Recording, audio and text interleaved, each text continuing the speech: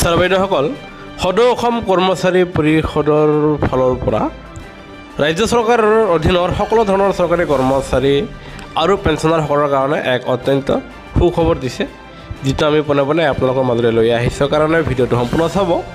আনহাতে যিসকল ছাৰ বাইদেৱে প্ৰথমবাৰৰ বাবে আমাৰ চেনেলটো চাই আছে, তেওঁলোকৰ প্ৰতি এটা অনুৰোধ, কৰ্মচাৰীৰ পেঞ্চনাৰৰ প্ৰতিটো শেহতীয়া খবৰ জাননী সকলোকে আগত পাবলৈ আমাৰ চেনেলটো ছাবস্ক্ৰাইব কৰি ভিডিঅ'টো শ্বেয়াৰ আৰু ছাবস্ক্ৰাইব কৰি নাপাহৰিব। ছাৰ বাইদেউসকল, সেই গুৰুত্বপূৰ্ণ খবৰটো দিছে, আপোনালোকে এয়া চাব, য'ত জিলা প্ৰশাসন কৰ্মচাৰী সংস্থাই দাবী জনাব আৰু সেয়া অক্টোবৰত বোকাখাতত হ'বলগীয়া কৰ্মচাৰী পৰিষদৰ কেন্দ্ৰীয় অধিৱেশনত অষ্টম বেতন কমিশ্যন যাতে অতি শীঘ্ৰেই গঠন কৰে আৰু যাৰ ফলত সেয়া যাতে 2026 বেছি যাতে সেয়া অষ্টম দৰমহা আয়োগ কাৰ্যকৰী কৰে, তাৰ বাবে সদৌ অসম কৰ্মচাৰী পৰিষদৰ ফালৰ পৰা অক্টোবৰ মাহত বোকাখাতত কেন্দ্ৰীয় অধিৱেশনত এই দাবী জনাব।